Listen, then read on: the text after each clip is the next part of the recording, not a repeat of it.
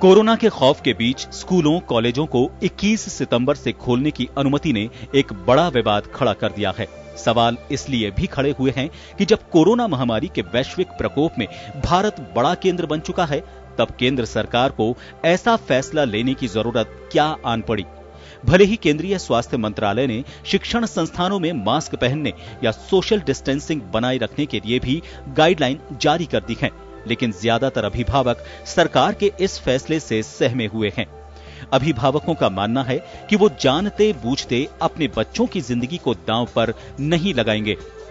दूसरी ओर कई राज्यों ने केंद्रीय स्वास्थ्य मंत्रालय की इस अनुमति के बाद भी अभी शिक्षण संस्थान नहीं खोलने का ऐलान किया है। दिल्ली सरकार ने भी 5 अक्टूबर तक स्कूल कॉलेज बंद रखने का ऐलान किया है, जबकि कर्नाटक और हिमाचल सरकार ने 21 सितंबर से स्कूल कॉलेज खोलने की अनुमति दे दी है। जबकि बिहार सरकार ने भी कई राज्यों में 21 सितंबर से स्कूल कॉलेज खोले जाने की अनुमति दे दी है। देश भर में कोरोना वायरस की वजह से करीब 6 महीने से ज्यादा समय से स्कूल कॉलेज बंद पड़े हैं। अनलॉक 4 की गाइडलाइन जारी करने के साथ ही केंद्र सरकार ने 21 सितंबर से स्कूल कॉलेज खोलने का ऐलान किया है, लेकिन कोरोना का प्रकोप जिस तरह से देश में बढ़ रहा है, इन हालात में अब लगने लगा है कि कोरोना को 21 दिन में हराने का दावा करने वाली सरकार अब क्या इससे खुद हार मान चुकी है। ब्यूरो रिपोर्ट, जन टीवी, जयपुर।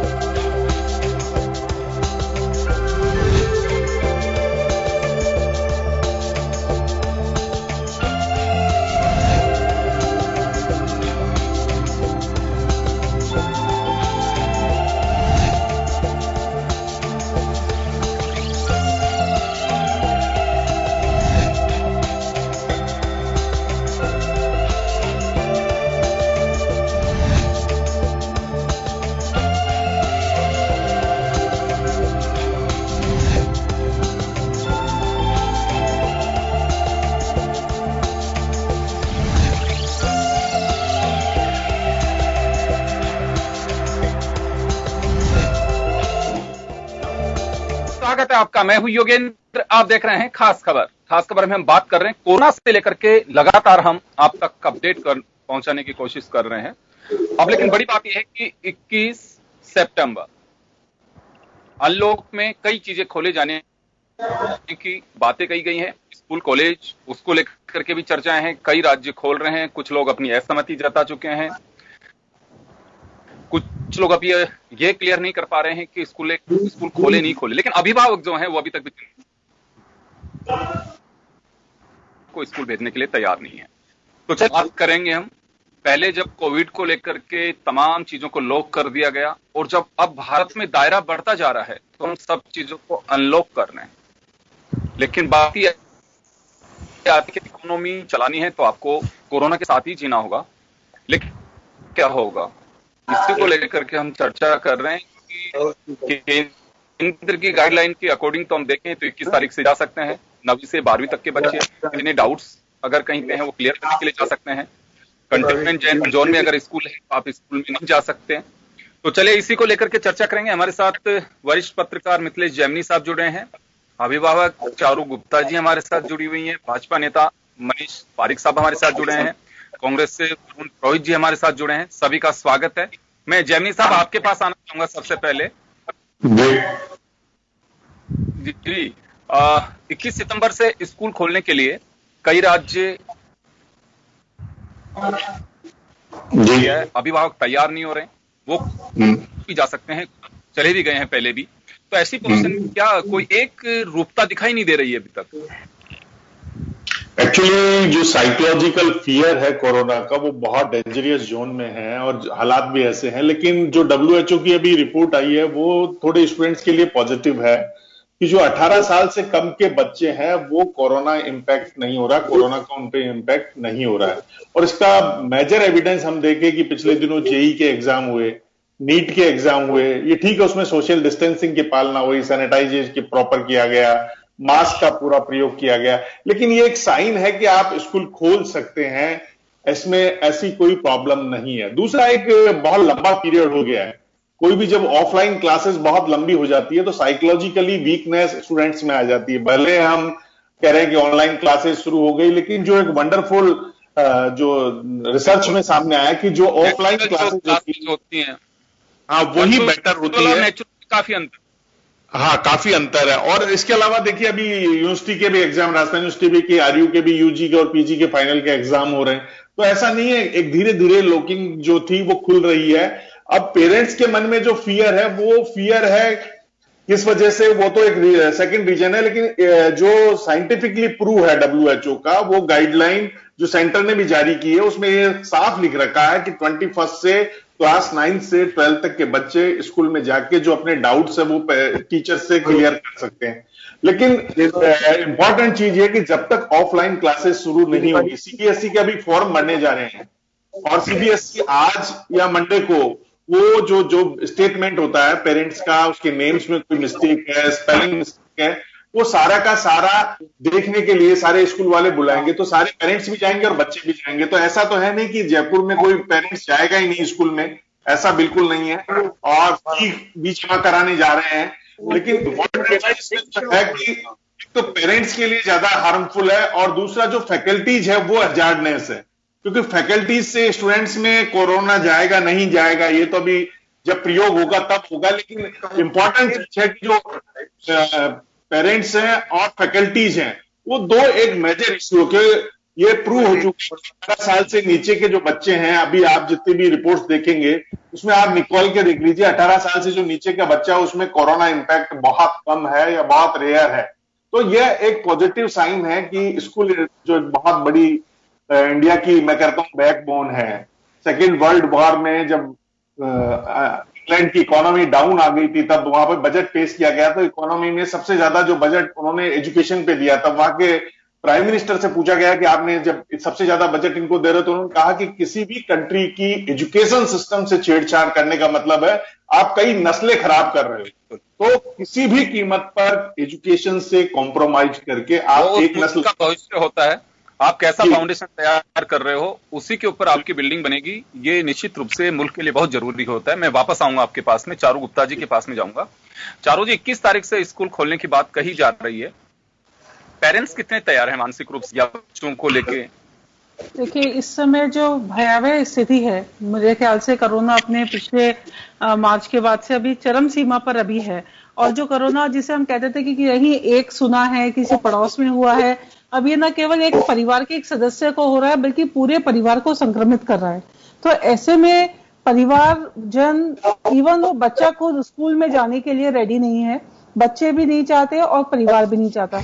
जहां तक अब ये बात हुई कि फाउंडेशन बहुत, नींव जो है बच्चों की वो मजबूत होनी चाहिए, उस बात को मैं भी जब मानती हूँ कि एजुकेशन सिस्टम बहुत जरूरी है, प्रॉपर हो, सुदृढ़ हो, लेकिन जान की कीमत पे खेलकर हम बच्चों को नहीं भेज सकते।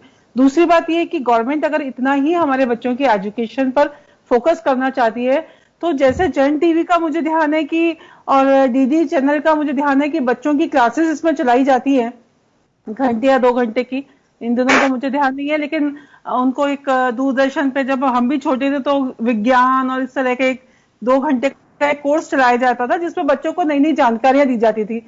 तो वो इस तरह की क्लासेस ऑनलाइन जो पोर्टल खरीदने की जगह, चूंकि टीवी आज घर घर में है, ऑनलाइन का हमें नहीं पता कि किसके पास, कोई गरीब बच्चा है, कोई अमीर बच्चा है, किसके पास लैपटॉप है या नहीं, किसी के पास मोबाइल है या नहीं। तो दूरदर्शन और जो टीवी चैनल है ये तो सभी के पास है, तो कम से कम उनके ऊपर वो चैनल पे एजुकेशन वाइज क्लासेस को उसमें करे, बच्चों को कराए, सिखाए, और जब लगे कि हम कोरोना पे कमांड कर चुके हैं तब हम बिल्कुल सहज तैयार हैं, बच्चे भी जाने को रेडी है क्योंकि वो भी उगता गए हैं।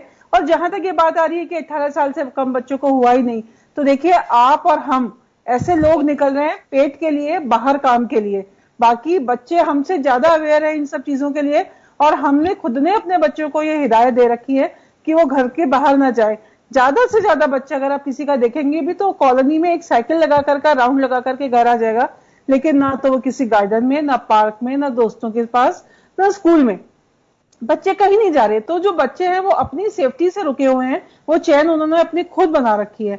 बाकी जो रही बात बच्चों के एजुकेशन की, तो वो उसके लिए हम बिल्कुल मानस है हमारा कि हमारे बच्चे आगे बढ़े, देश आगे बढ़े, और उनका जो समय है, उनका जो 1 साल का बहुत बड़ा पीरियड है वो खराब नहीं हो, लेकिन उनकी कीमत पर हम कोई समझौता नहीं करना चाहते, कंप्रोमाइज नहीं कर सकते। बिल्कुल ठीक कह रहे हैं आप।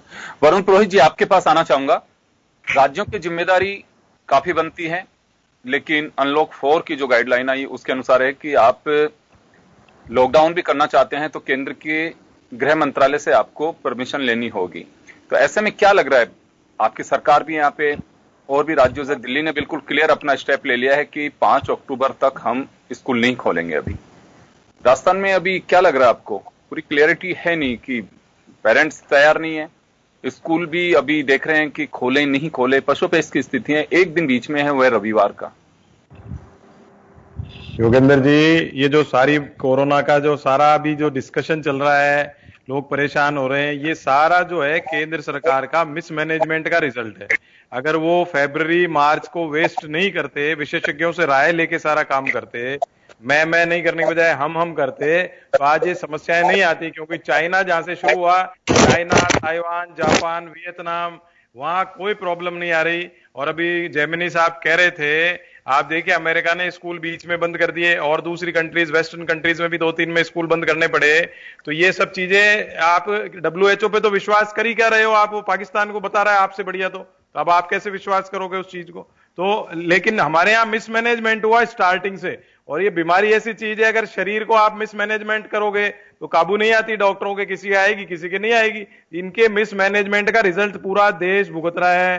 कोरोना घर घर का रोना बन गया है। अब रही बात बच्चों की स्कूल की, तो केंद्र की गाइडलाइन जो आई है अनलॉक 4.0, उन्होंने 21 सितंबर से कहा है कि आप 9 to 12 के बच्चों को आप with permission of the parents आप जा सकते हैं, वहां डिस्कशन कर सकते हैं, स्टाफ भी आ सकता है। अभी आप ये अपने डिस्कशन हो रहा है पैनल में कि भाई बच्चे, चारू जी ने बहुत बढ़िया बात की, बच्चे जब तक उनका एक्सपोजर ही नहीं हुआ तो आप कह कैसे सकते हो उनको कोरोना लगेगा कि नहीं लगेगा। जब उनका एक्सपोजर होगा, स्कूल आएंगे, जाएंगे, दूसरे लोगों से इंटरेक्शन होगा, जब भी तो आपको पता लगेगा बच्चों में हो रहा है कि नहीं हो रहा है। तो कौन पेरेंट्स अपने बच्चों को की लाइफ के ऊपर, उनको लाइफ को स्टेक पे थोड़ी देंगे। लेकिन फिर भी जो भी समस्या आ रही है उसको फेस कर रहे हैं सब जने। राज्य सरकार तो केंद्र सरकार के, आपने भी बता दिया, उनकी गाइडलाइन के अनुसार चल रही है। कल, आज रात तक या कल तक निर्णय होगा 21 को खोलेंगे कि नहीं खोलेंगे। लेकिन इस अनलॉक 4.0 में ये परमिशन दी गई है कि राज्य सरकारें अपने हिसाब से स्कूलों को खोलें नहीं खोलें, वो निर्णय राज्य सरकारों को अधिकार दिया गया है। तो उसके अनुसार अब देखेंगे कैसी स्थिति परिस्थिति। जयपुर की आप देखो, कई तो हॉटस्पॉट ही हो गए, जोधपुर की हालत खराब हो रही है। तो अगर सीएम साहब को लगेगा, रात तक वो डिस्कशन आज भी कर रहे हैं, उनको लगेगा कि स्कूल खोलने हैं तो खोलेंगे, नहीं तो दिल्ली की जैसे हम भी 15 दिन बंद रखेंगे। जो मोटे मोटे एग्जाम्स हैं वो सब तो करा ही रहे हैं। ये सारा मिसमैनेजमेंट अगर नहीं किया होता, जब आप बताइए चाइना, वियतनाम, जापान, उन्होंने तो आपका अपना कवर अप कर लिया। आप अभी तक भी थाली कटोरे बजाना और मोमबत्ती जलाना, इससे ऊपर आए ही नहीं हो। आप विशेषज्ञों की राय नहीं ले रहे हो, जबकि राज्य सरकार ने थोड़ी बजवा रहे हैं वो तो शुरू। अरे अब तो बजाने को क्या बचा है? अब बजाने को क्या बचा है? अब तो इनका ये बजेगा, इनका बाजार पब्लिक बजाएगी। इनके पास बचा क्या है? इन्होंने तो खराब कर दिया सारा सिस्टम ही, सारी इकोनॉमी खराब कर दी। बचा क्या है इनके पास में? ठीक है, मैं वापस आऊंगा।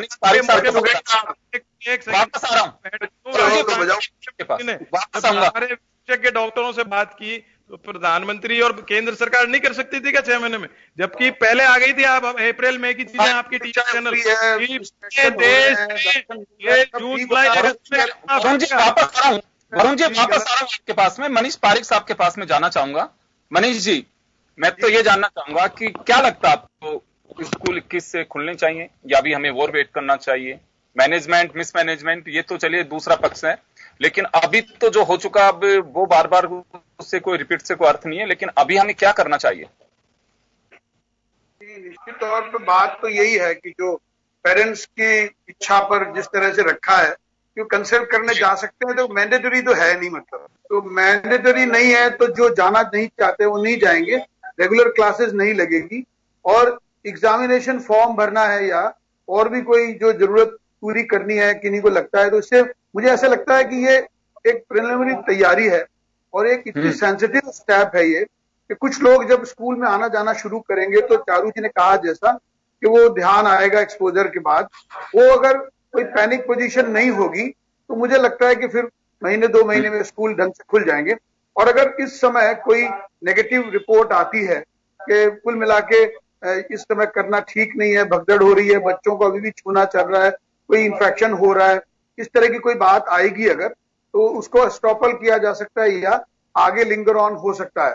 तो ये जो एक सेंसिटिव प्रवेश है स्कूल में कि दरवाजा खोला जा रहा है, क्लासरूम नहीं खोल रहा है, तो स्कूल का दरवाजा खुलेगा, मैनेजमेंट का दरवाजा खुलेगा और उनके ऑफिसेस खुलेंगे। तो कंसल्टेंसी के नाम पे और एग्जामिनेशन फीस जमा कराना है, फॉर्म भरना है, वो भी कोई उनकी जरूरत है, वो पूरी करनी है। आप तो कहना है कि एक तरह से हम उस एटमॉस्फेयर में तो आए, वो माहौल तो बने कम से कम कि हाँ चलिए हम एक नेगेटिव एनर्जी से पॉजिटिव की ओर जा रहे हैं, ये कहना चाह रहे हैं जी। उसके बाद में अगर कोई स्टेप लगता है वो लिया जा सकता है, उस समय तक कुछ बिगाड़ नहीं होगा इसलिए।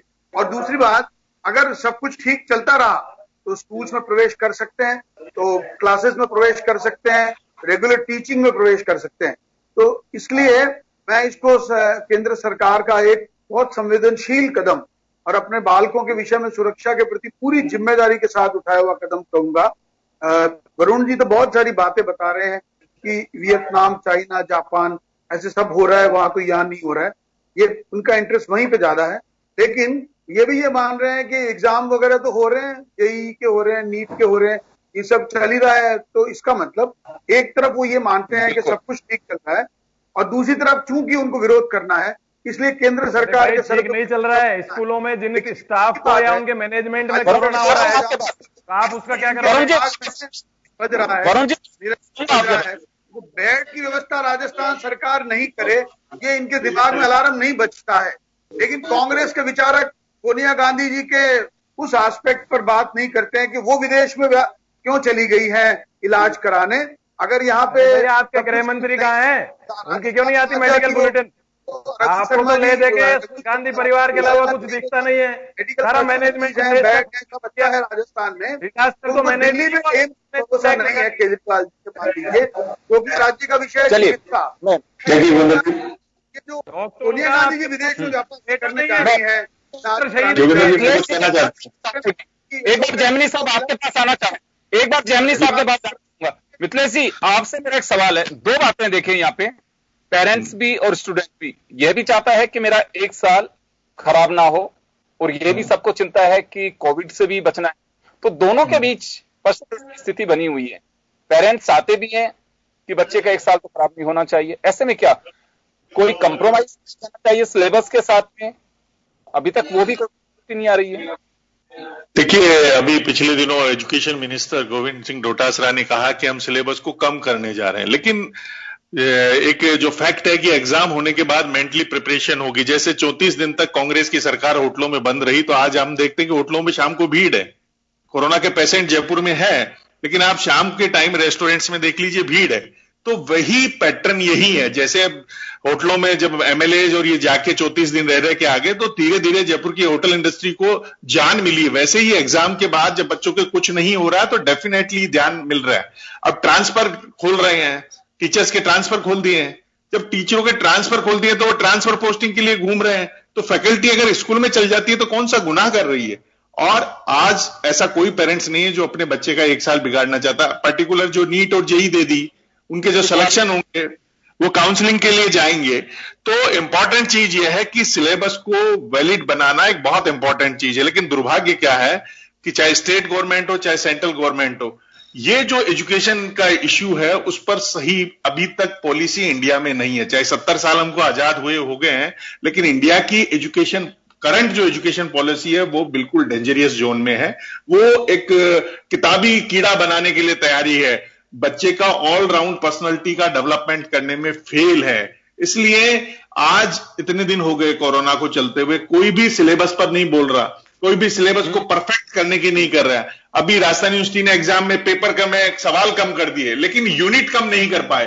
यानी आप देखिए, जो हायर एजुकेशन है वो बिल्कुल आईसीयू में है आज की तारीख में। प्राइवेट यूनिवर्सिटीज का क्या हाल है सबको पता है, लेकिन कोई आज तक कांग्रेस में वरुण जी बैठे हुए, मैं पूछना चाहता हूं, इन्होंने अपने इलेक्शन मैनिफेस्टो में घोषणा की थी हम निजी विश्वविद्यालयों को कंट्रोल कर लेंगे, निजी नियामक आयोग लेके आएंगे, लेकिन आज तक चुप है। क्यों चुप है? क्योंकि वो पॉलिसी जो शिक्षा माफिया पनप गए हैं वो इतने भारी हैं कि वो सरकार को खरीद लेते हैं, और चाहे किसी की सरकार आए चुप रहते हैं। तो जब तक शिक्षा माफियाओं अभी आप 6 महीने तो कोरोना में हो गए, आप जैसे कोरोना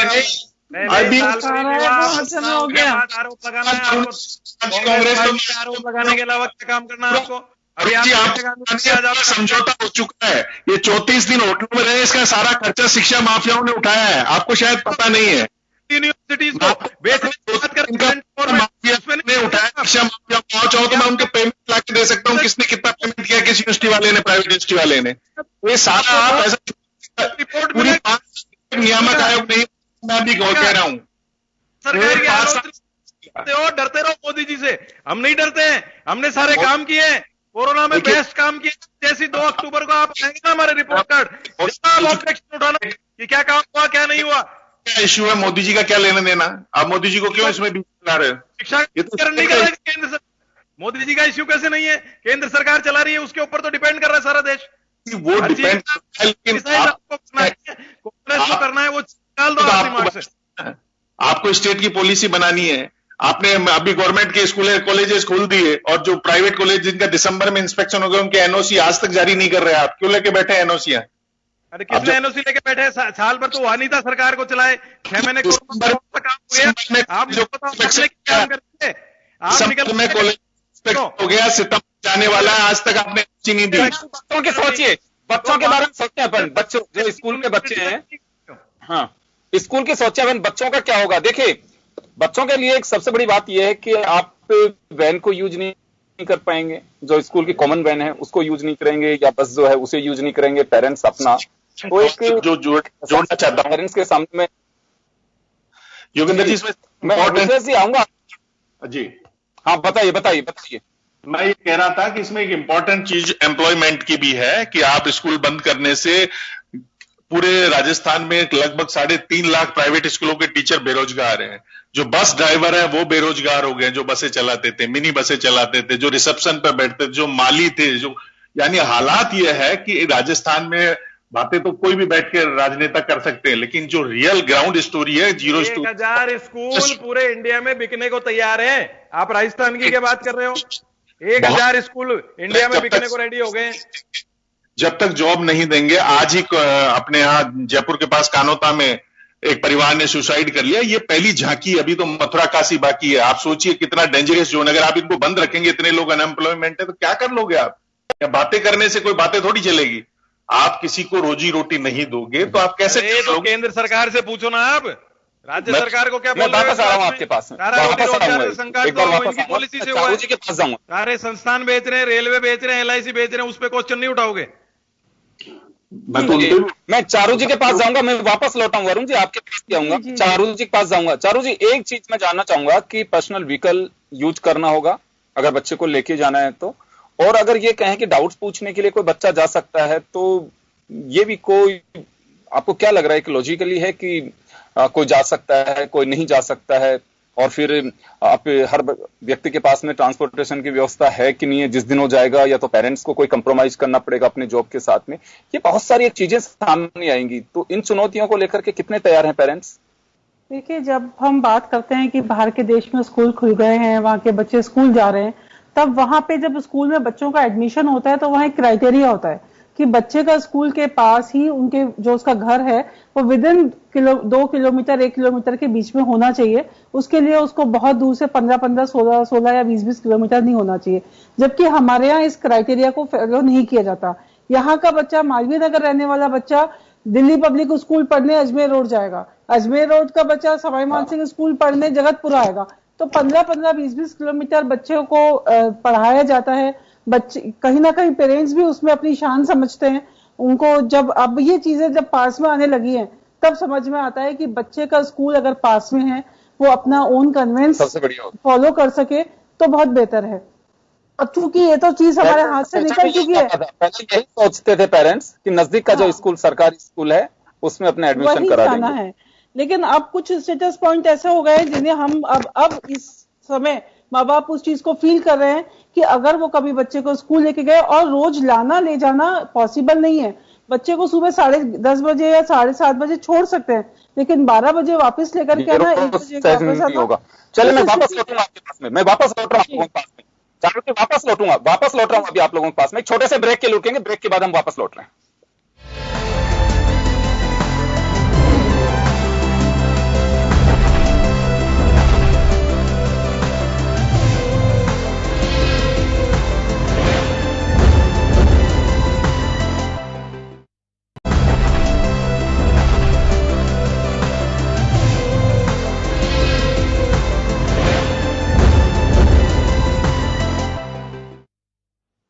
ब्रेक के बाद एक बार फिर आपका स्वागत है। आप देख रहे हैं खास खबर। बात कर रहे हैं हम नौनिहाल 21 तारीख से क्या जाने के लिए तैयार हैं, अभिभावक क्या सोचते हैं और हमारी सरकारें कितनी तैयार हैं, इसी को लेकर के हम चर्चा कर रहे हैं।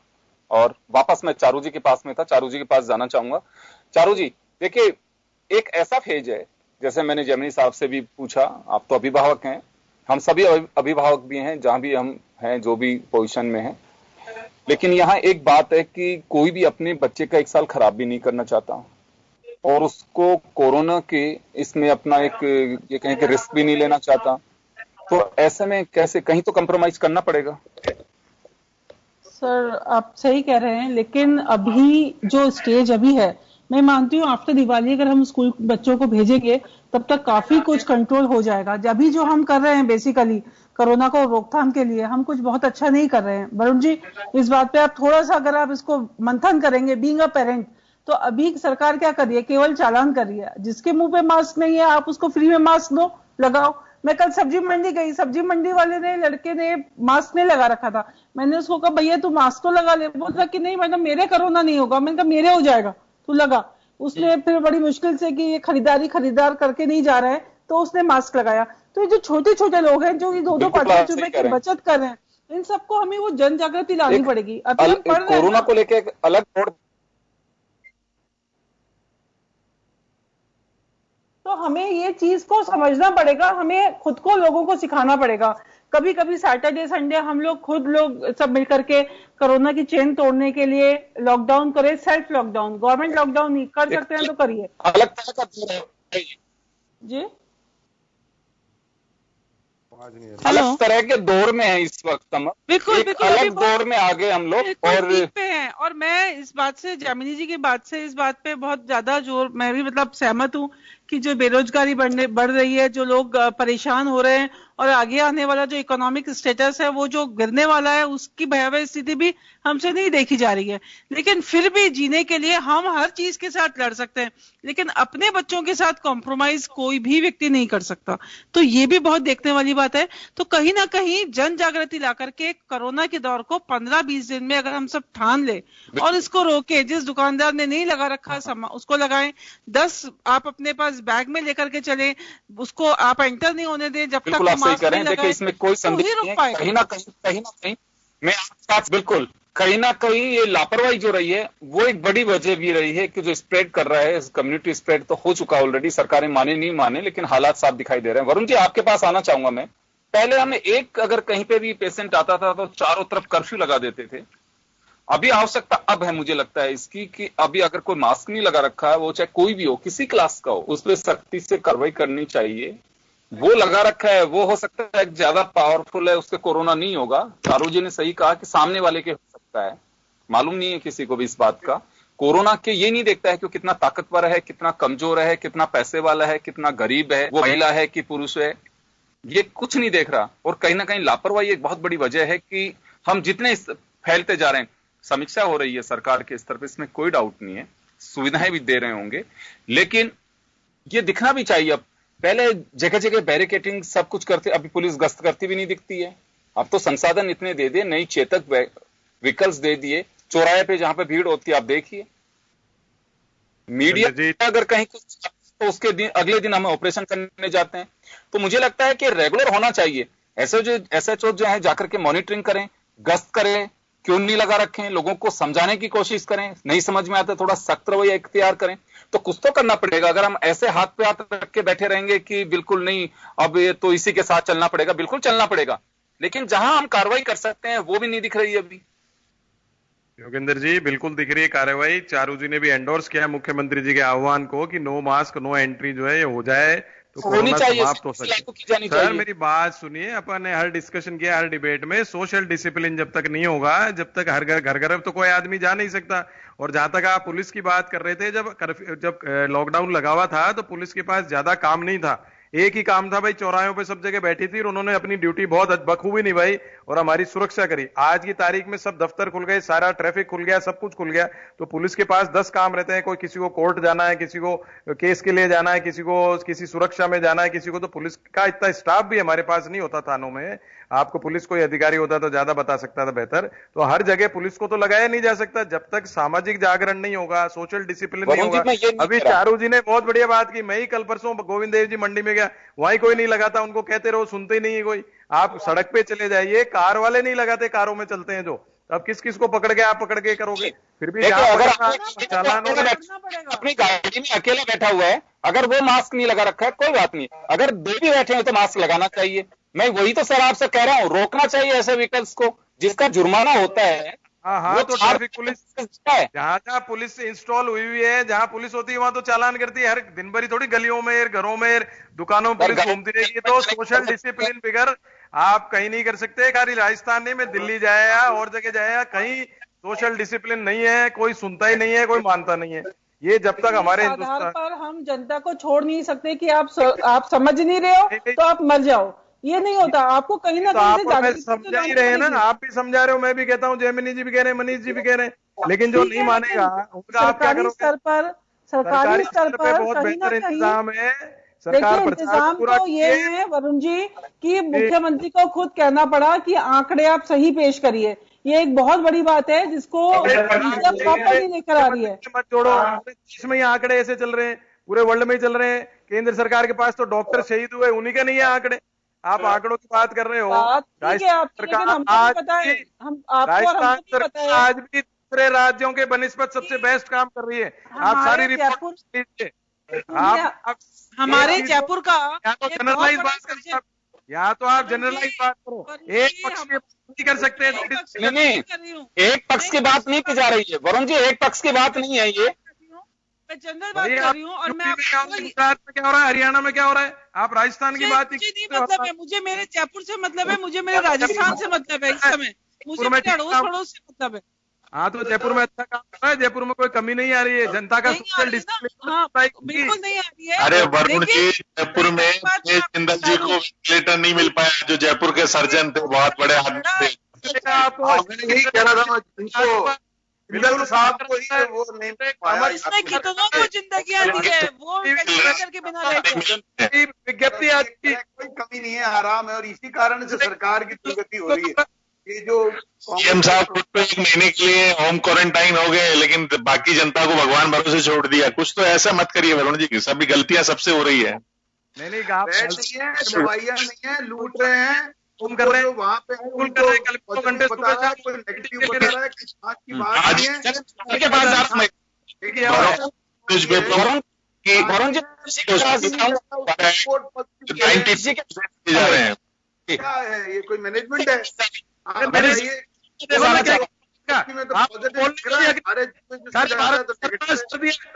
बात से बोल रहे हो मैनेजमेंट, आप पूरे देश का डिसमैनेजमेंट कर दिया, डिजास्टर मैनेजमेंट ही आपने किया है, डिजास्टर ही आपने किया है भारत के अंदर।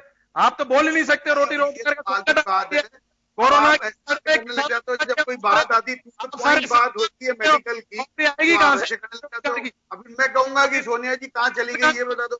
मेडिकल में आपने ये रघु शर्मा जी को जो क्लीन चिट दे दी है ना, यही सबसे बुरा काम है, सारा हेल्थ में खराब कर दिया। तो आपने गैर जिम्मेदाराना आदमी को भी ये कह दिया कि वो ठीक काम कर रहा है, और संसाधन है नहीं, पैसे है नहीं, राशन जो मोदी जी ने दे दिया तो आपने बांट दिया, अदरवाइज आपके पास राशन नहीं है। वो तो ये तो सबसे बड़ी बात है ना, ये गैर जिम्मेदाराना रवैया छोड़िए आप। अगर आप सरकार में हो तो जिम्मेदार बनिए, नहीं है जो लोग मरने को तैयार हो रहे हैं, जो परेशान है, उनकी क्या दशा होगी। अगर आप सरकार के प्रवक्ता होते तो ये कह सकते थे आप के नाते से जो बात कर रहे हो वो तो सरकारी प्रवक्ता ही नहीं कह रहा, सरकारी प्रवक्ता की कॉन्फ्रेंस नहीं हुई कोई, तो मैंने बेडों की संख्या नहीं बता सकते कितने बेड अवेलेबल है हमारे पास। अरे भाई आप बात कर रहे हो, प्रयास किया था पर वो प्लास्टिक के बेड बनाने की बात हो गई थी, उसके बाद फाइबर रेन के बेड बने और कुल मिलाकर 10 लाख बेड उपस्थित हुए, उनमें से 1 लाख यूज हो गए। तो ये जो बातें हैं ये सब जानते हैं, आजकल अखबार में सब पढ़ते हैं, टीवी में देखते हैं। तो पता है राजस्थान सरकार की कोई क्या होना आपके साथ लीगल का नहीं सुनाओ, और जीतने के लिए यार में आपने कम किया। मनीष जी एक सवाल है मेरा, मनीष जी एक सवाल है, मनीष से पूछ लो, अगर कार्य पर करेंगे तो नहीं आएगी। जब आप 4,500 रुपए रेट दे रहे थे सवाल वाले, उसका कंपनसेशन कौन करेगा? और एक सवाल है, करा लिए उनके बिल लाखों रुपए जो हो गए, एक सवाल करेगा? एक सवाल है मनीष जी, मैं एक सवाल कहना चाहूंगा। देखिए हर लॉकडाउन केंद्र सरकार की गाइडलाइन चलती रही है, हर लॉकडाउन और अनलॉक में दोनों में केंद्र सरकार की गाइडलाइन चलती रही है। मैं एक बात जानना चाहूंगा कि जब हम लॉकडाउन में एक रूपता हर स्टेट गवर्नमेंट केंद्र सरकार के गाइडलाइन को फॉलो करती चली गई, अनलॉक में भी वही सब करना चाहिए। जहां लग रहा है आपको एक अभी कोई सिमिलरिटी नहीं दिखाई दे रही है कि हाँ बिल्कुल कुछ राज्य कह रहे हैं नहीं खोलेंगे, या तो एक पैरामीटर तय करना चाहिए। ये ढुलमुल जो है अभी भी पेरेंट्स को फर्स्ट पेस में रखा हुआ है, वो रोज अभी टीवी पे टिकटिकी लगाए बैठे रहते हैं कि क्या होगा मेरे राज्य में, खुलेगी नहीं खुलेगी, बच्चे भी वैसे ही हो रहे हैं। तो मुझे लगता है कि जो डायलॉग, कम्युनिकेशन, कोऑर्डिनेशन उस वक्त था जब कोरोना के दरमियान निश्चित रूप से आपस में सारे मुख्यमंत्रियों के साथ प्रधानमंत्री रेगुलर चर्चा कर रहे थे, अब लगता है कि वास्तव में अब आपस में चर्चा करना चाहिए। ये जो कोऑर्डिनेशन, आपस में जो बातें रेगुलर होनी चाहिए थी, वो अब डायलॉग के एक अभाव जो है उसकी वजह से सारे ढुलमुल और सारी चीजें सब देखिए अनलॉक करने के बाद में राजनीतिक दल अपनी चर्चाओं में बिजी हैं, सरकार अपने एजेंडे पे चल रही है। तो ये सब नहीं होना चाहिए। एक बार के लिए राज्यों के साथ में अनलॉक 4 को लेकर के प्रधानमंत्री जी को चर्चा करनी चाहिए थी, या गृह मंत्री चर्चा करते, जैसे भी स्थिति बनती जो भी कर पाता। लेकिन मुझे लगता है कि अभी वो जो कोऑर्डिनेशन होता था, हम देख रहे थे रेगुलर, कभी प्रधानमंत्री चर्चा कर रहे हैं, कभी कोई चर्चा कर रहे हैं। आई थिंक लॉकडाउन के दरमियान और बाद तक 4 या 5 बार प्रधानमंत्री जी ने मुख्यमंत्रियों के साथ में अपनी चर्चा की है। तो पारिक साहब, ये एक गाइडलाइन आनी चाहिए, अलग अलग नहीं। तो इससे भी कहीं ना कहीं भ्रम की स्थिति बनी हुई है। कोई कह रहा हम खोलेंगे, कोई कह रहा नहीं खोलेंगे। नहीं, वो तो जब तक आदेश पारित नहीं होगा, जब तक ये क्लियर नहीं हो सकता। लेकिन आप ये तो देख सकते हैं योगेंद्र जी की स्कूल कहीं भी नहीं खुले हैं, और ऐसी जो आप और जो होटल की बात है वहां सब जगह खुले हैं, उनके अपने नॉर्म्स हैं, रेस्टोरेंट के अपने नॉर्म्स हैं, वो सब जगह हुआ है। तो यूनिफाइड तो है ही वो। और आप देखेंगे कि यूनिवर्सल बात तो हम नहीं कह सकते, लेकिन इंडिया लेवल पे यूनिफाइड है। और लगभग ऐसा नहीं है कि कहीं पे खुल गए हैं मंदिर तो यहाँ नहीं खुले हैं। 3 मंदिरों की बात अलग से हुई जिन्होंने कहा कि हम अभी नहीं खोलेंगे क्योंकि भीड़ बहुत ज्यादा है। अदरवाइज आप देखेंगे कि जब एक साथ ही हुआ वो भी लगभग कि देश में तमिलनाडु मंदिरालय में तो यूनिवर्सल हो ना, शराब खाने तो पूरे देश में खोल दिए, इसीलिए जी वो भी आपने कहा। तो ये दोनों बातें हैं, यही मैं कहना चाह रहा हूँ कि आप इनके डिमांड का ध्यान रख रहे हो। बात है। और तो राज्य सरकार ने शराब खाने खोल भी दिए हैं मानो। राज्य सरकार ने, केंद्र सरकार ने खोले पूरे देश में, मई खोल दिए। रेवेन्यू नहीं आ रहा, दारू पिलाओ पूरे देश, रेवेन्यू नहीं लेगी, खिलौने बनाओ, लेकिन वो तो रेवेन्यू उन्हीं की है।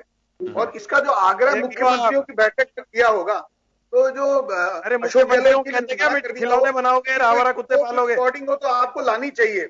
मैं समझता हूँ कि जब मुख्यमंत्रियों ने कहा कि साहब ये आबकारी के लिए तो हमको खोलने पड़ेंगे, उसमें अशोक गहलोत जी ने भी कहा होगा, उन्होंने नहीं कहा हो कि नहीं नहीं मत खोलना, उसकी रिकॉर्डिंग लानी चाहिए आप। चलो उन्होंने ऐसे करें तो ये बात बिल्कुल गैर जिम्मेदाराना है। आपको जिम्मेदारी के साथ महसूस करना पड़ेगा कि राजस्थान सरकार ने भी ये जो एक्साइज का काम है उसमें टैक्स लिया है और उसका बात है। मैं तो एक बात कह रहा हूं आपसे कि ये क्यों हो रहा है हमारे कि राज्य और देखिए यूनियन गवर्नमेंट है हमारे, जब ऐसा लग रहा है कि हम एक ऐसे दौर से निकल जाहिर करी है 10 मुख्यमंत्री ने कहा था कहीं को जिक्र बात मोदी जी, मैं मुझे लगता है कहीं पे छपी है ये और मैंने उसको पढ़ा था योगेंद्र जी।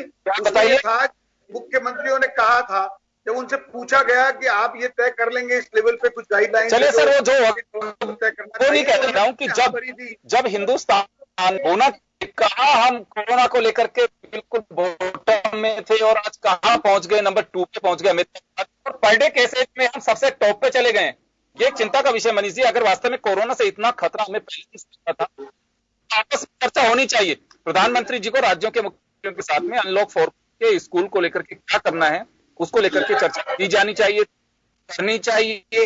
बहुत अच्छी बात है। ये में हुआ है, आप समझिए योगेंद्र जी, जब उन्होंने चर्चा करी मुख्यमंत्रियों ने ऐसे कहा कि ये राज्य को गाइडलाइन करने के लिए छूट देनी। अरे भाई डिजास्टर मैनेजमेंट एक्ट बता लेते ना सीधे सीधे, जब आपको कंट्रोल भी रखना है, माथे सिर पे भी राज्यों के डालना है, सफलता तो डाल दो राज्यों के, और कोई सफलता आ जाती तो थाली कटोरे बजाते मैंने किया, आप हटा लेते। मैं डिजास्टर मैनेजमेंट एक्ट भाई तो आप जो भाषा बता रही है कि कुछ है नहीं, थोड़े बच्चे हैं जो थाली कटोरे आपको ही बचने वाले हैं, की बात पार्टी बच चुकी है। थाली यूनाइटेड बालकनी में खड़ा था, पूरा देश दिए जला रहा था, आपने देखा, पूरा देश शंख बजा रहा था, आपने देखा। ये अलग बात है, माना आपने नहीं, कार्यकर्ताओं ने भी थाली कटोरे बजा दी हो तो उनके फोटोग्राफ लिए गए, अलग बात। पूरा देश चलिए मनीष जी मैं मिथिलेश जी के पास जा रहा हूँ। मिथिलेश जी के पास मैं एक बात जानना चाहता हूँ कि देखिए जब हम लॉकडाउन शुरू किए तो उस समय से पहले, लॉकडाउन से पहले प्रधानमंत्री जी ने मुख्यमंत्रियों से चर्चाएं की थी कई बार ये बातों करके, और सब अपनी तरफ जो कोशिश कर सकते थे, क्योंकि हमें आम जन को बचाने के लिए सभी ने कोशिश की और जो कर सकते थे सरकारों ने किया, किसी ने कोई उंगली नहीं उठाई, कॉपरेट भी किया। 40 दिन तक लोगों ने दिल थाम करके अपने घरों में सिर्फ इस वजह से बैठे रहे कि 41वां दिन हमारा एक अच्छे उसमें निकलेगा, लेकिन सब चीजें हाथ से निकल गई, सरकारों के हाथ से निकल चुका कोरोना, कहीं कोई डाउट नहीं है। और कहीं ना कहीं अगर हम कहें कि तो दुनिया में वो दवाई नहीं दे सकते हैं, मिसमैनेज भी कहें तो अतिशयोक्ति नहीं होगी, सरकार कोई भी हो। अभी आपको लगता है कि जो टाइम अब है, यूनियन गवर्नमेंट को स्टेट्स के साथ में कोऑर्डिनेशन बनाना चाहिए, उसका कहीं अभाव दिख रहा है अभी? हमारी चूक है भी एक। देखिए योगेंद्र जी, मैं मानता हूं कि शुरू में जब जान है तो जहान है, फिर जहान है तो जहान भी जरूरी है, जान भी जरूरी है। अब जो हालात हो गए हैं कि आपकी कंट्री की इकोनॉमिक कंडीशन ऐसी है कि इसमें केवल संवाद से बात नहीं पड़ सकती, इसलिए अब स्टेट्स के ऊपर डिसीजन लेने के लिए, क्योंकि प्रॉक्सिमिटी के हिसाब से मेरे को लगता है सेंट्रल गवर्नमेंट ने निर्णय लिया है कि प्रॉक्सिमिटी के हिसाब से हर स्टेट अपनी कैसी पोजीशन है वो खुद आइडेंटिफाई करे, खुद डिसीजन ले। तो एक ये नेचुरल फिनोमेना है, 40 दिन तक आपने देखा ये कोरोना कंट्रोल नहीं हुआ, ये एक्ट ऑफ गॉड है, इसमें कोई शक नहीं है कि ये भगवान का एक दंड है पूरी मानव जाति को। लेकिन इंपॉर्टेंट चीज ये है कि अगर हम देखें कि स्टेट गवर्नमेंट का ज्यादा रोल है, क्योंकि सेंट्रल के पास बहुत बड़ा है महकमा, बातें होनी चाहिए वो ठीक है, लेकिन आपको ज्यादा पता है, डोटासरा जी को पता है कि कौन से गांव में स्कूल है, कितने बच्चे आते हैं, वहां के निशंक साहब को पता नहीं है।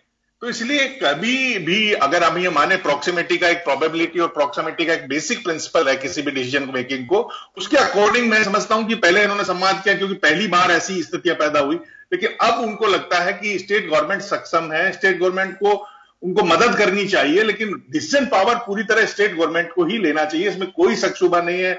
सेंट्रल का इसमें दखल नहीं होना चाहिए। सेंट्रल को पता नहीं है कि एसएमएस हॉस्पिटल, अब मान लीजिए पूरे इंडिया में, आप राजस्थान की बात कर रहे हैं वरुण जी, पूरे इंडिया में जो बड़े हॉस्पिटल वो कोविड सेंटर में कन्वर्ट कर दिया। जयपुर का सबसे बड़ा अस्पताल एसएमएस, जहां सीटी स्कैन मशीन, हाइपरग्लेशिया मशीन, सारे डॉक्टर हैं, उसको आज तक कोविड सेंटर नहीं बनाया, क्योंकि सुधीर भंडारी जी सीएम साहब का भी इलाज करते हैं और गवर्नर साहब के पर्सनल हैं, तो वो डरा देते हैं साहब मेरे कोरोना हो गया तो आपका इलाज कौन करेगा, अच्छा फिजिशियन जयपुर में है नहीं, तो आज तक एसएमएस को कोविड सेंटर नहीं बनाया। जोधपुर में एम्स है, दिल्ली में एम्स कोविड सेंटर है। आप सोचिए ना क्या हालात है। आरयूएचएस से सीटी स्कैन के लिए एसएमएस लाना पड़ता है कोविड पेशेंट को। तो हालात ये स्टेट तय करेगा ना। आप यूनियन से बात करके कौन से तीर मार लोगे? ये तो आपको पता है कि मेरे कौन से हॉस्पिटल में क्या बेड है, क्या पोजीशन। तो कहीं ना कहीं केवल बातें करना बहुत आसान है, आप मीडिया मैनेजमेंट करना बहुत आसान है, लेकिन प्रैक्टिकली डिसीजन लेना बहुत मुश्किल। आप पूछिए ना कि एसएमएस को कोविड सेंटर क्यों नहीं बनाया? सबसे बड़ा अस्पताल है, सबसे ज्यादा बेड है, सबसे ज्यादा डॉक्टर हैं, सारी सुविधाएं हैं, फिर आपने क्यों नहीं बनाया भाई? आप आरयूएचएस में एसएमएस में हो रहा था, फिर आरयूएचएस में शिफ्ट किया। तो आरयूएचएस में आज भी हालात सही नहीं है। एसएमएस में दूसरी बीमारियां नहीं जाएंगी क्या ठीक होने? दूसरे लोग नहीं जाएंगे इलाज? सारी यूनिट्स वहां पर है, सारे डिपार्टमेंट्स वहां पर है, आप उनको बंद कर दोगे?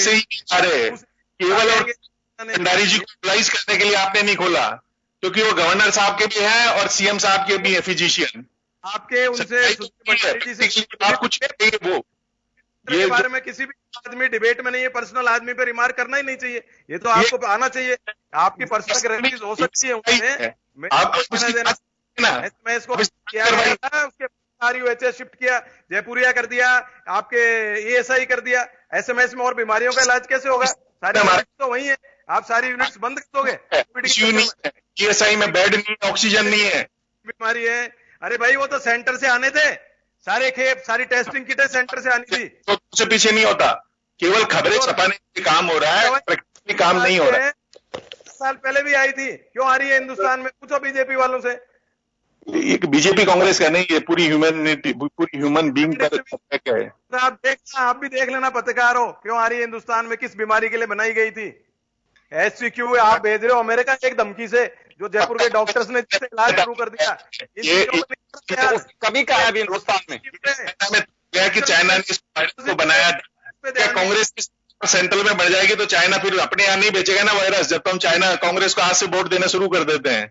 जनता दे देगी, आपके वोट की जरूरत नहीं, आम जनता देगी कांग्रेस को वोट। 7 साल में थाली कटोरे का म्यूजिक देख लिया, कैंडल लाइट डिनर कर लिया, सबने कर लिया। अब कांग्रेस को कोई नहीं रोक सकता। मनीष जी अब निकाल दो मुगालता कि आप जो एक ही आदमी के पीछे, बीजेपी खत्म हो गई है आपकी, पार्टी विद द डिफरेंस। आप जो कांग्रेस करते थे, आपके तो एक आदमी की चापलूसी हो गई सारी पार्टी में।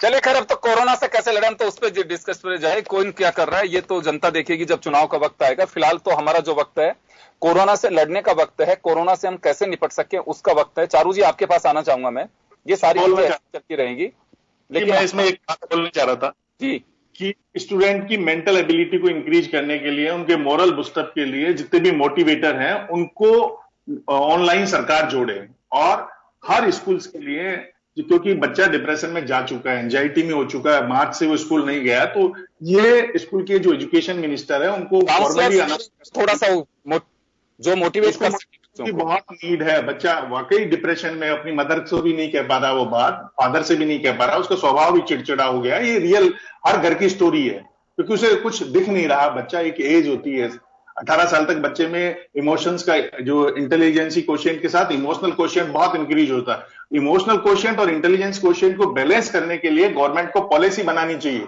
जैसा यूएसए ने स्टार्ट कर दिया है कि वीक में वो 1 घंटे हर स्कूल के जो बच्चा है उसको मोटिवेशनल स्पीच दे रहे हैं, उनको योगा, मेडिटेशन, कैसे बिहेव करें। एक ऐसा स्टार्टअप तो आप शुरू करवा सकते हैं ना, ये तो स्टेट गवर्नमेंट के हाथ में, इसमें तो कोई बड़ी चीज है नहीं।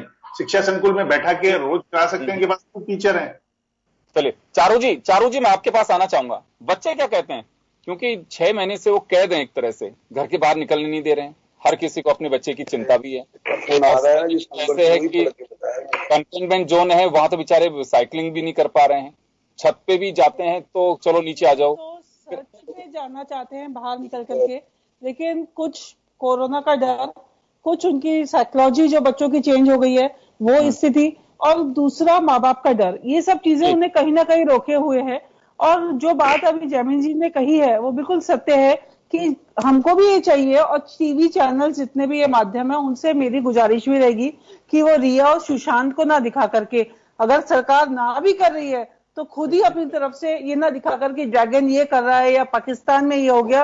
प्लीज हमें इन सब चीजों से दूर करके हमारे बच्चों के लिए मोटिवेशनल क्लासेस, उनकी कुछ अभिरुचि क्लासेस, जो भी कुछ वो कर सके, ऑनलाइन नहीं आना पड़े, क्योंकि ऑनलाइन हमारे अभी भी इंडिया में स्थिति है कि गांव और दानी का बच्चा ये नहीं कर पा रहा है। हर किसी के माँ बाप के पास नेट खरीदने के लिए पैसे नहीं है, तो दूरदर्शन या टीवी चैनल के माध्यम से हम बच्चों को ये सिखा सके, समझा सके। जैसे रामायण उस टाइम पे आपको ध्यान है आई थी, तो सब बच्चों ने बैठ करके एकदम से सुना था और बहुत ध्यान से सिया था, तो वही चीज वापस रिपीटेशन हो जाएगी, तो बच्चे वापस से एक उनमें एक एनर्जी फीलिंग आएगी और स्कूल जाने के लिए एक मानसिकता वो बना पाएंगे। बिल्कुल आप सही कह रहे हैं। समय कम है वरुण जी, और मनीष जी 30-30 सेकंड लेना चाहूंगा आपका मैं भी। वरुण जी आपके पास आना चाहूंगा। ये तो सारी चीजें चलती रहेंगी, आप एक अभिभावक भी हैं, क्या लगता है कि अब बिल्कुल ओपन करना चाहिए स्कूल्स को? मेरे हिसाब से बिल्कुल पूरा ओपन नहीं करना चाहिए। और मोटिवेशनल, जैसे जैमिनी जी ने कहा, चारू जी ने कहा, हमारे सेंट जेवियर में तो शुरू हो चुका मोटिवेशनल, जब स्कूल्स अपने स्तर पे भी कर सकते हैं, बच्चों को ट्रीट कर सकते हैं मोटिवेशनल, उनका कॉन्फिडेंस बढ़ा सकते हैं, ये होना तो आवश्यक है। और एकदम से आप पूरा स्कूल खोल दोगे, ये भी मेरे को नहीं लगता इस समय इतनी ज्यादा फैल चुका है पूरे इंडिया के अंदर कि आप एकदम से स्कूल, अमेरिका में भी स्कूल एकदम से बंद करने पड़े थे, तो आपको स्कूल एक बार तो ज्यादा नहीं खोलने चाहिए। इंपॉर्टेंट इश्यूज है उसमें चले जाएं और आ जाएं। बिल्कुल। मनीष जी आखिरी 30 सेकंड आपके लिए मैं आपके पास आना चाहूंगा कि वास्तव में अब किया क्या जाना चाहिए। बातें जो है वो बिल्कुल हम जनता के लिए ही सोच रहे हैं, लेकिन एक ऐसी पोजीशन में आके खड़े हो चुके हैं, एक ऐसे मोड़ पे आके खड़े हो चुके हैं कि अब चारों तरफ रास्ते ऐसे हैं कि जिधर जाएंगे अब कोरोना दिखाई दे रहा है, लेकिन जाना जरूर है। तो ऐसे में क्या किया जाए? केंद्र सरकार को भी कुछ ऐसी निश्चित तौर पर आप ये बात यकीन मानिए कि जो ये टुकड़ों में खोलने की बात हुई है कि कंसल्टेंसी के लिए या एग्जामिनेशन की फॉर्म भरने के लिए अगर अलाउ करते हैं 9th से लेकर 12th के लोगों को, आप ये तो देखिए कि 8th तक के बच्चे तो अलाउ है ही नहीं स्कूल में, उनके लिए तो स्कूल खुलने वाला नहीं है। एक बात तो ये राहत की बात है। दूसरी बात ये है कि जो 9th से 12th वाले भी हैं उनको कोई मैंडेटरी नहीं है, अगर वो कंसल्टेंसी के लिए आना चाहते हैं कोई फैकल्टीज वहां अवेलेबल रहेगी, इसलिए तो ये भी आप समझिए कि सेंसिटिव स्टेप है। और इसलिए दोनों तीनों बातें हैं, जब पूरे देश में ही ऐसा हो रहा है, इसलिए यूनिफाइड बात है ये। और ये एडवाइजरी में भी शामिल है, जो स्कूल्स को खोलने के तरीके हैं उनको क्रमशः उनको काम में लिया जाएगा, अपनाया जाएगा। अब अगर इसके में कोई ड्रास्टिक पोजीशन होगी तो इसको आगे अडॉप्ट नहीं करेंगे। चलिए मैं रोकना चाहूंगा, मैं आपको सभी को रोकना चाहूंगा, मैं क्षमा चाहूंगा। तो कुल मिलाकर के यही है कि देश का भविष्य स्टूडेंट है, हर को उसके लिए चिंतित है, इसमें कहीं कोई संदेह नहीं है, सरकारें भी चिंतित हैं। लेकिन कोरोना एक ऐसे मोड़ पे आके खड़ा हो गया है कि हमें काम भी इसी के साथ में करना है, रास्ते उसी से निकलते हैं। कहा जाता है कि जब आवश्यकता होती है तो उसी में से आविष्कार भी चलते हैं। तो देखना होगा कि अभी कोरोना के लिए, लेकिन ये बात मैं जरूर कहना चाहूंगा कि जैसे चारू जी ने भी कहा, सभी लोग हम जानते भी हैं, सोशल डिस्टेंसिंग और आपको खुद को अपना ध्यान जरूर रखना है। जैसे लिखा होता है कि सावधानी हटी दुर्घटना घटी। हम एक ऐसे मोड़ पे आके खड़े हो गए हैं, जरा भी आप चूकेंगे तो निश्चित रूप से आप अपने लिए खतरा मोल ले रहे हैं। सामने वाला क्या कर रहा है, आपको अपनी सुरक्षा खुद को करनी है और इसी तरह से आगे बढ़ना होगा। बहुत बहुत शुक्रिया आप सभी का। खास खबर में इतना ही, दीजिए इजाजत, नमस्कार।